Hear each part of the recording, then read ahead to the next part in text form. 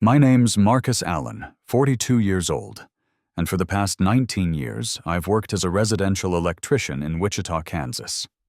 Not flashy work, but honest. I fix things, keep the lights on, pay my taxes, come home to a wife I thought loved me, and a dog that definitely did.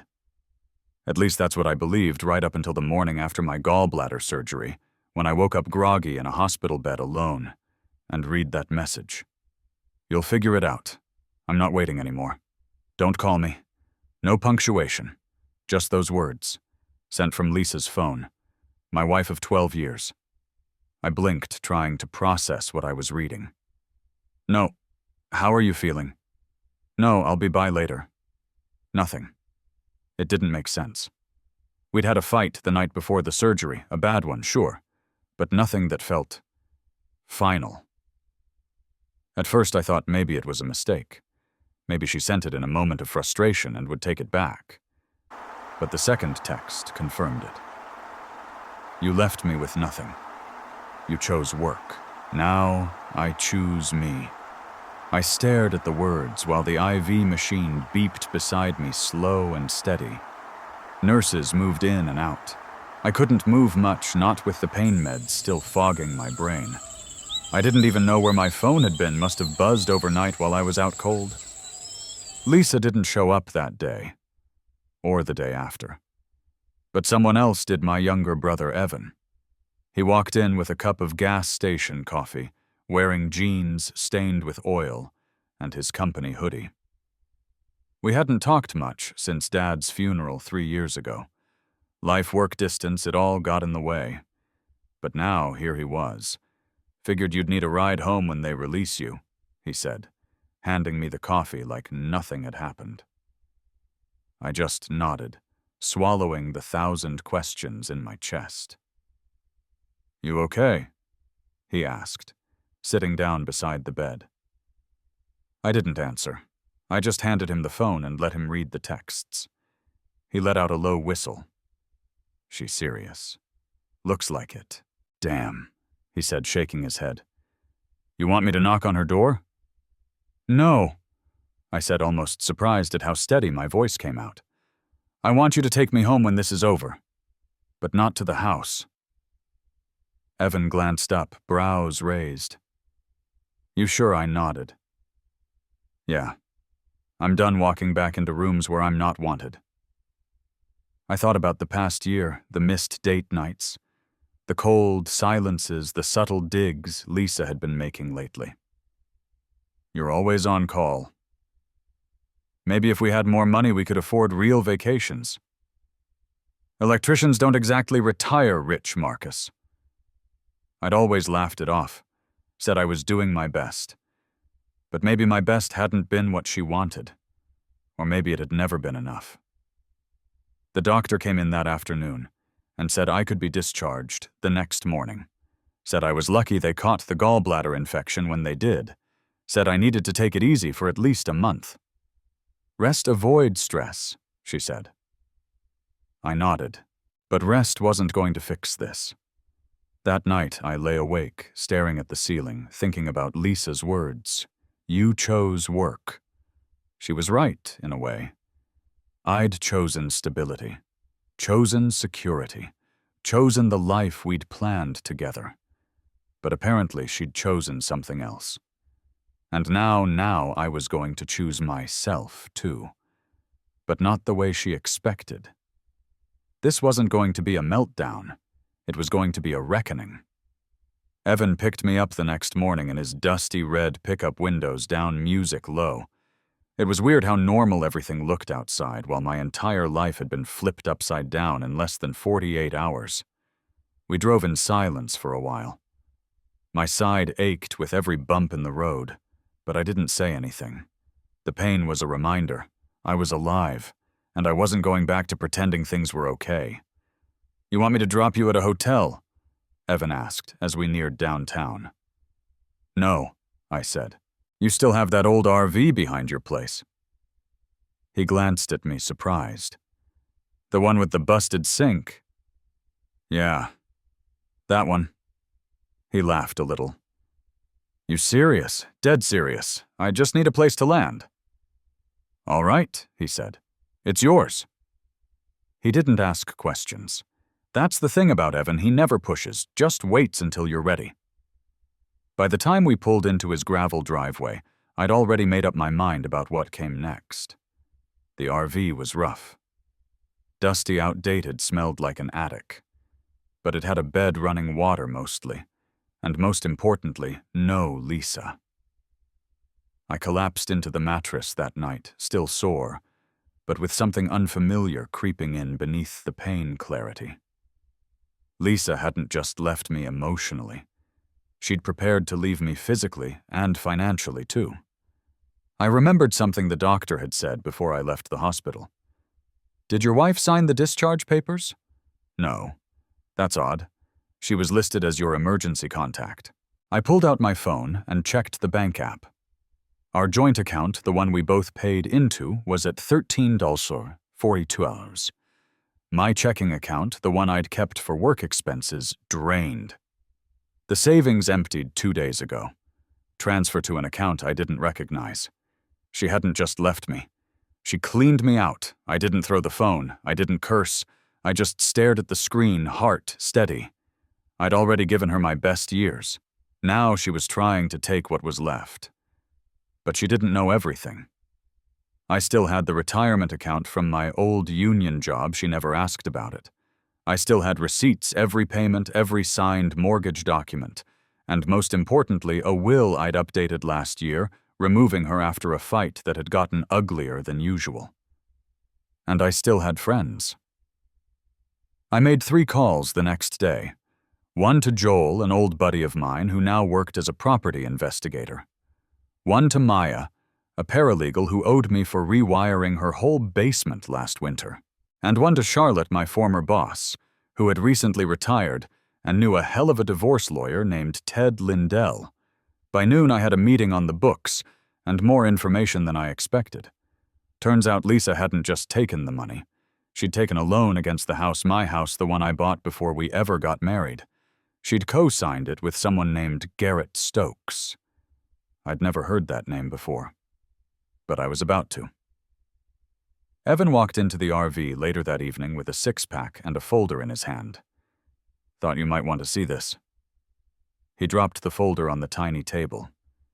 Inside were printed photos, screenshots, Lisa smiling, on a boat, at a resort, in Mexico, from a public Instagram page tagged Garrett and Lisa Vacation.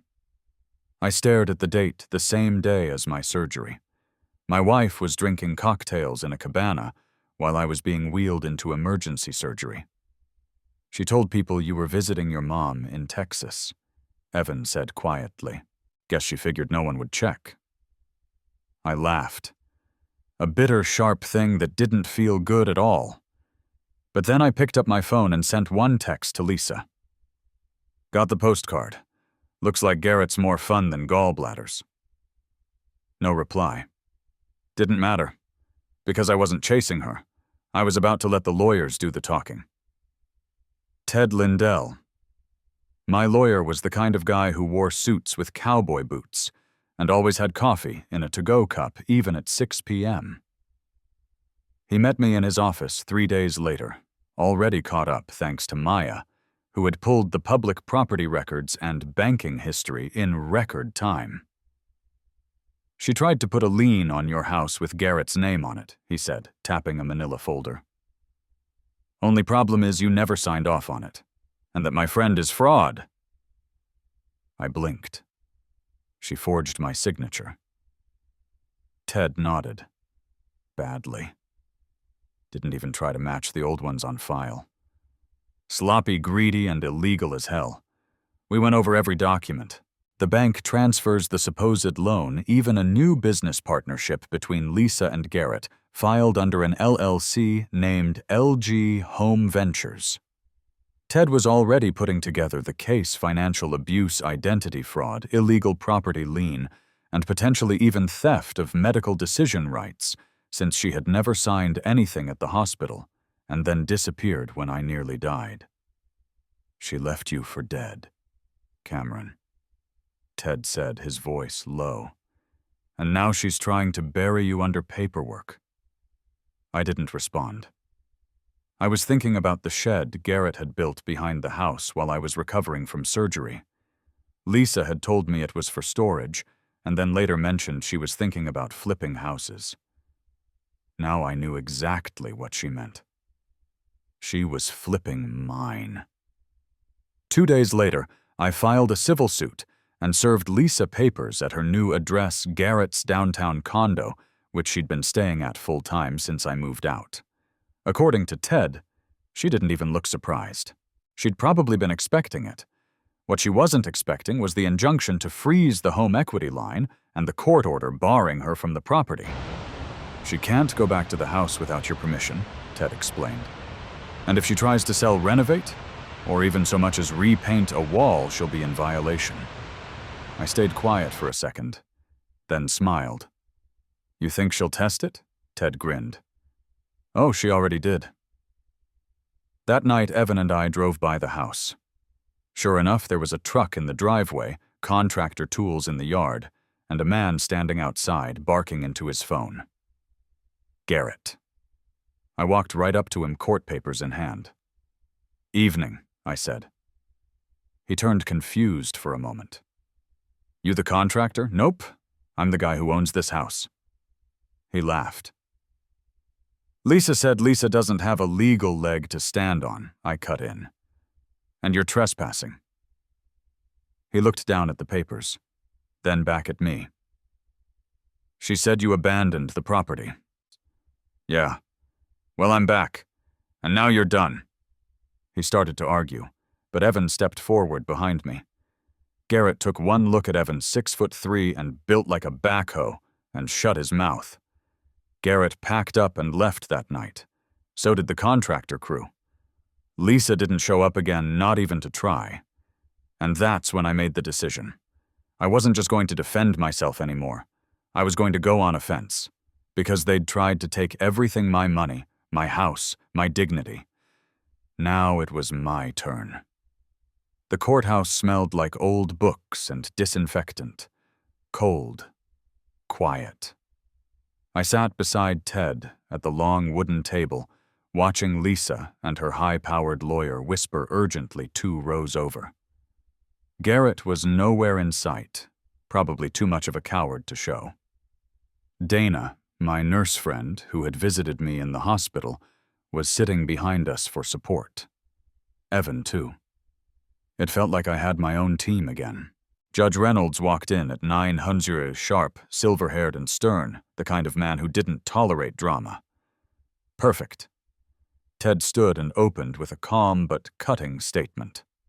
"Your Honor, my client, Mr. Doyle, suffered a cardiac emergency and was medically incapacitated.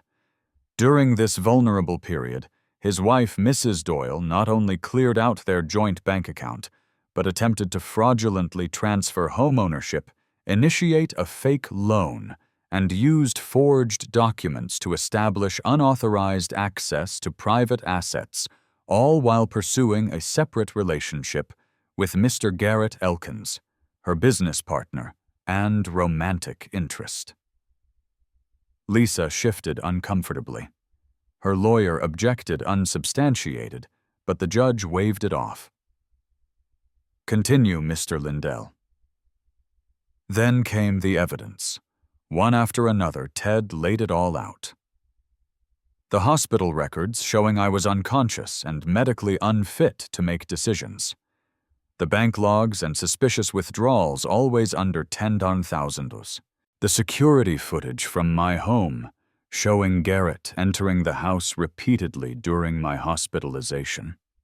The forged documents on the refinance Lisa had tried to sneak through.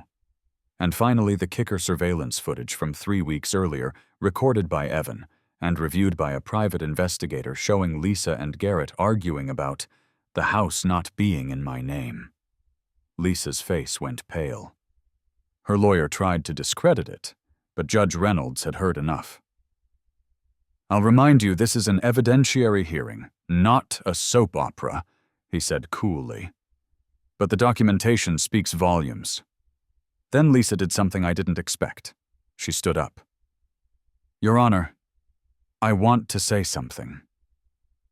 Her lawyer tugged her sleeve, but she shook him off. "I didn't mean to hurt Cameron," she said, eyes glistening with crocodile tears. "I panicked when I thought he might die. I didn't know what would happen. I thought I deserved something, after all the years I supported him through his long-haul job, the late nights, the loneliness. I didn't think I was stealing. I thought I was securing our future mine." Judge Reynolds didn't blink. "Mrs. Doyle," he said, "even if I took your statement at face value, you acted with reckless disregard for your husband's legal rights and possibly committed financial crimes. But this isn't a criminal court yet. It's family court. So let's focus on the matter at hand." He turned to Ted. "Recommendations." Ted handed over a folder. "We're requesting full ownership of the property revert solely to Mr. Doyle as already reflected in refinancing records. We request a full audit of the joint account, and the remaining funds be held in escrow pending a divorce settlement. Finally, we request that Mrs. Doyle have no access to Mr. Doyle's private or professional accounts going forward." Lisa's lawyer objected, of course, but Lisa didn't say a word. She stared straight ahead, silent. An hour later, it was done. Judge Reynolds granted every request pending final divorce proceedings. As we left the courtroom, Lisa rushed out the opposite door, avoiding my eyes. Outside in the parking lot, I finally took a deep breath. "Congratulations," Dana said softly. "You didn't just survive this, you won." I smiled, but it wasn't a victory I'd celebrate with confetti. It felt more like escaping a burning building with everything that mattered still intact. I still had work to do, papers to sign, assets to protect. But the worst was over. Lisa had tried to ruin me. Instead, she made me rebuild, stronger and smarter.